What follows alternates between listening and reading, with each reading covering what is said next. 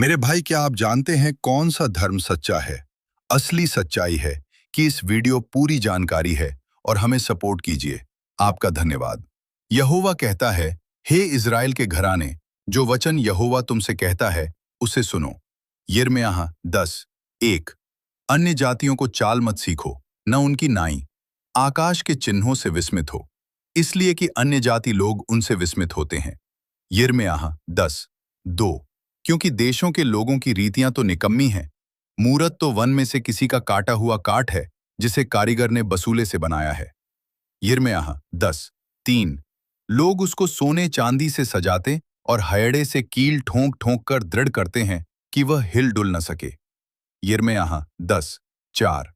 वे खराद कर ताड़ के पेड़ के समान गोल बनाई जाती हैं, पर बोल नहीं सकती। उन्हें उठाए फिरना पड़ता है, क्योंकि वे चल नहीं सकती। उनसे मत डरो, क्योंकि न तो वे कुछ बुरा कर सकती हैं और न कुछ भला। यिर्मयाह 10:5। हे यहोवा, तेरे समान कोई नहीं है। तू महान है और तेरा नाम पराक्रम में बड़ा है। यिर्मयाह 10:6। हे सब जातियों के राजा, तुझसे कौन न डरेगा, क्योंकि ये तेरे योग्य है। अन्य जातियों के सारे बुद्धिमानों में और उनके सारे राज्यों में तेरे समान कोई नहीं है। यिर्मयाह 10:7। परंतु वे पशु सरीखे निरे मूर्ख हैं। मूर्तियों से क्या शिक्षा, वे तो काठ ही हैं। यिर्मयाह 10:8। पत्थर बनाई हुई चांदी तशींश से लाई जाती है और उफाज से सोना। वे कारीगर और सुनार के हाथों की कारीगरी हैं। उनके पहिरावे नीले और बैंजनी रंग के वस्त्र हैं। उनमें जो कुछ है वह निपुण कारीगरों की कारीगरी ही है। यिर्मयाह 10:9। परंतु यहोवा वास्तव में परमेश्वर है, जीवित परमेश्वर और सदा का राजा वही है। उसके प्रकोप से पृथ्वी कांपती है और जाति जाति के लोग उसके क्रोध को सह नहीं सकते। यिर्मयाह 10:10। तुम उनसे यह कहना, ये देवता जिन्होंने आकाश और पृथ्वी को नहीं बनाया, वे पृथ्वी के ऊपर से और आकाश के नीचे से नष्ट हो जाएंगे। यिर्मयाह 10:11।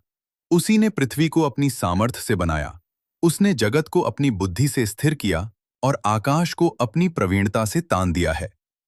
यिर्मयाह 10:12। जब वह बोलता है, तब आकाश में जल का बड़ा शब्द होता है और पृथ्वी की छोर से वह कुहरे को उठाता है। वह वर्षा के लिए बिजली चमकाता और अपने भंडार में से पवन चलाता है। यिर्मयाह 10:13।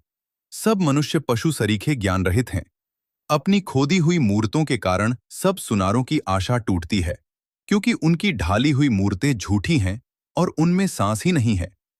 यिर्मयाह 10:14। वे व्यर्थ और ठट्ठे ही के योग्य हैं। जब उनके दंड का समय आएगा, तब वे नाश हो जाएंगी। यिर्मयाह 10:15। परंतु याकूब का निज भाग उनके समान नहीं है, क्योंकि वह तो सबका सृजनहार है और इज़राइल उसके निज भाग का गोत्र है। सेनाओं का यहोवा उसका नाम है। यिर्मयाह 10:16। हे घेरे हुए नगर की रहने वाली, अपनी गठरी भूमि पर से उठा। यिर्मयाह 10:17। क्योंकि यहोवा यूं कहता है, मैं अब की बार इस देश के रहने वालों को मानो गोफन में धर के फेंक दूंगा और उन्हें ऐसे ऐसे संकट में डालूंगा कि उनकी समझ में भी नहीं आएगा। यिर्मयाह 10:18। मुझ पर हाय, मेरा घाव चंगा होने का नहीं।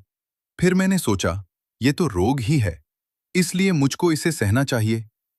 यिर्मयाह 10:19। मेरा तंबू लूटा गया और सब रस्सियां टूट गई हैं।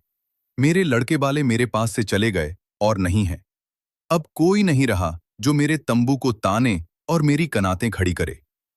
यिर्मयाह 10:20। क्योंकि चरवाहे पशु सरीखे हैं और वे यहोवा को नहीं पुकारते, इसी कारण वे बुद्धि से नहीं चलते और उनकी सब भेड़ें तितर-बितर हो गई हैं। यिर्मयाह 10:22। सुन, एक शब्द सुनाई देता है, देख, वह आ रहा है। उत्तर दिशा से बड़ा हुल्लड़ मच रहा है, ताकि यहूदा के नगरों को उजाड़ कर गीदड़ों का स्थान बना दे। यिर्मयाह 10:22। हे यहोवा, मैं जान गया हूं कि मनुष्य का मार्ग उसके वश में नहीं है। मनुष्य चलता तो है, परंतु उसके डग उसके अधीन नहीं है। यिर्मयाह 10:22। हे यहोवा, मेरी ताड़ना कर, पर न्याय से, क्रोध में आकर नहीं, कहीं ऐसा न हो कि मैं नाश हो जाऊं। यिर्मयाह 10, 24।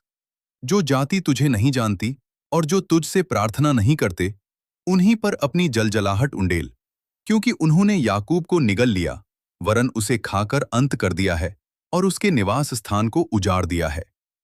यिर्मयाह 10:25।